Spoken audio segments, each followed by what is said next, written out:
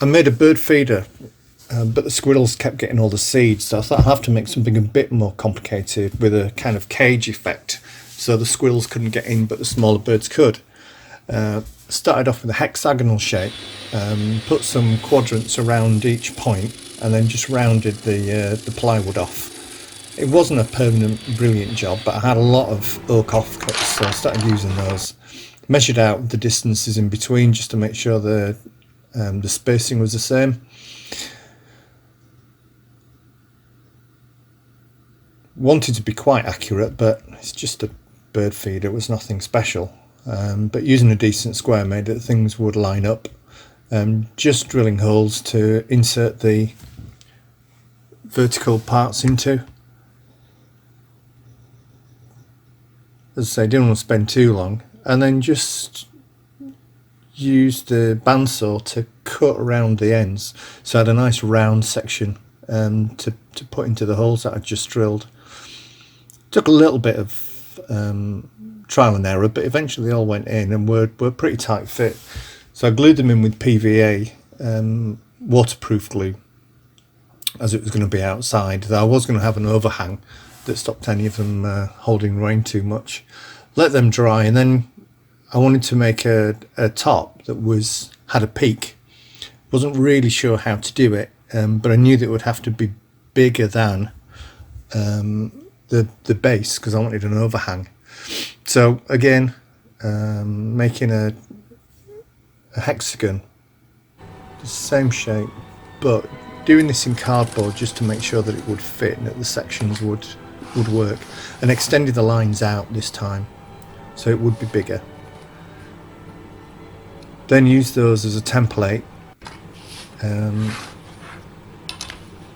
think I'm just marking it off here. It was a little bit too big, so I'm just cutting it down to size and then testing to see how high it would be. So each section would be the same, identical, and then hopefully try and get them all together. So I used plywood again, as it's fairly stable. It should be fairly good in the weather all year round. We have a lot of rain here, so that was quite important to make sure that it could suffer that and keep the birds fed. So then adjusted the angle on the mitre gauge to match the length. You can see I'm just putting a piece of wood along the blade there to make sure it lines up, and then locking off the mitre gauge and running through. Because the angles were all the same, all I had to do was flip the board over each time, so I didn't have to change the setting on the mitre gauge, and it would give me exactly the same angle each time it went through. It meant the little bits of tear out were on opposite sides, but that didn't matter too much. So then I'm just going to try and sticking them together with masking tape, so I could make sure that the angles worked, and it was the right size to go on top of the main body of the bird feeder. So hopefully just trying to make sure that it will form the right curve, and then putting the last piece of tape on, and then hopefully, yep. So that's exactly what I was looking for. There are gaps along all of the joins though that would be room for the water to get in, so I'm just there marking down an angle so I can cut an angle on the table saw and make sure that those joints are tight. So here I'm just adjusting the table saw, putting a different angle on there,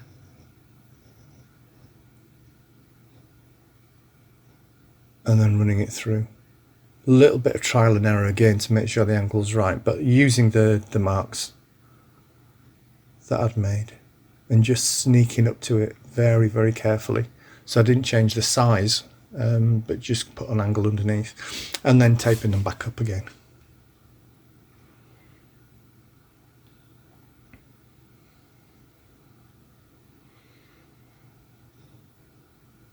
But this time I wanted to tape it on top rather than underneath, so I could get the glue in. But that started to prove a problem, because every time I tried to bend it, it just snapped the masking tape off. And again, And it's kind of, you can see, it's kind of driving me nuts. So then I went for a different method. I used electrical tape, which has a lot more give and a lot more yield to it. And then again using the same glue. I quite like Gorilla Glue. It's worked pretty well. It's not failed me yet in a few years of using it. And then being quite liberal and just using my finger to get all of the glue into all the gaps. And then I want to make sure that it was level. So I turned it that way up, so it's kind of peaking. The top is off the bench, and just securing the tape so everything fits. What I did think is bigger birds might not be able to get in there, so I made a section underneath that maybe the squirrels could get to, but I don't mind the squirrels eating food, just as long as they don't eat all of it. And then just checking the joints, make sure that they're sound, which they were. Rub them down. It's a little bit rough, but as I say, it's just for the garden. And then a section in the top, I thought I'll put that in, and I could pour seed down into it. So I added a little bit of scrap oak on the top, just stop the water getting in.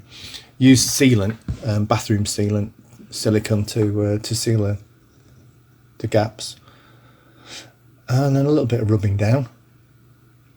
Not too much. I had put a ring of narrow oak around the top just to hold everything in place.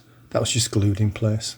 And then teak wood oil, which I really like for outside. It's UV resistant. It's a good water seal. It does soak right into the wood. I do like using that. I've used it on a lot of furniture, and I thought this would be ideal. I was worried it might melt the silicone, but in the end it didn't. It was okay.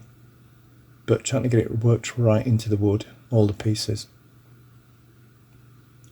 The ply soaked it up quite a lot, but it's not expensive stuff. And then silicone seal around the outside to get the top off, and that's pretty much done.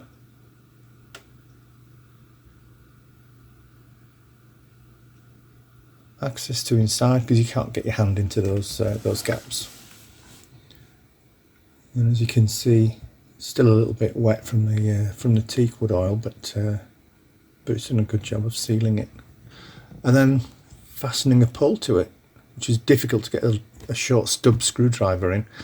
But then finally it's just an old solid broom handle that I put it on, and then it is in the garden. Finished. Quite pleased with that one.